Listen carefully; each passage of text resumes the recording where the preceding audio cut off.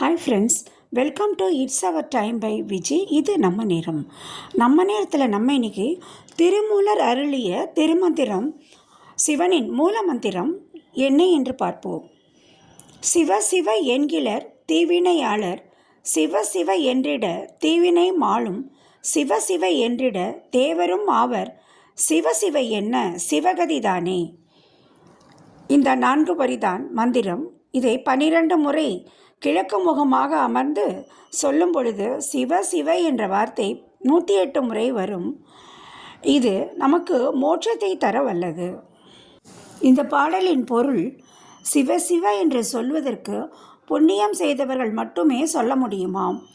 முற்பிறவியில் பாவம் தீவினை செய்தவர்கள் வாயால் இதை அவ்வளவு எளிதாக சொல்ல முடியாமல் தடுக்குமாம்.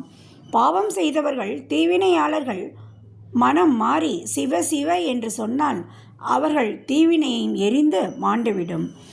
3வது வரி, அவ்வாறு தீவினைகள் யாவும் அழிந்துவிட்டால் அவர்கள் மனித பிறவியிலிருந்து தேவராக மாற முடியும். 4வது வரி, அவ்வாறு அவர்கள் தேவராக மாறி மேன்மை பெற்றால் அவர்கள் முக்தி நிலை, அதாவது சிவனுடன் ஒடுங்குதல் பெற முடியும். மேலும் இந்த மந்திரம் பிரதோஷம், சிவராத்திரி போன்ற நாட்களில் சொல்வது மிகவும் பலன் தரும். ஓம் நம சிவாய.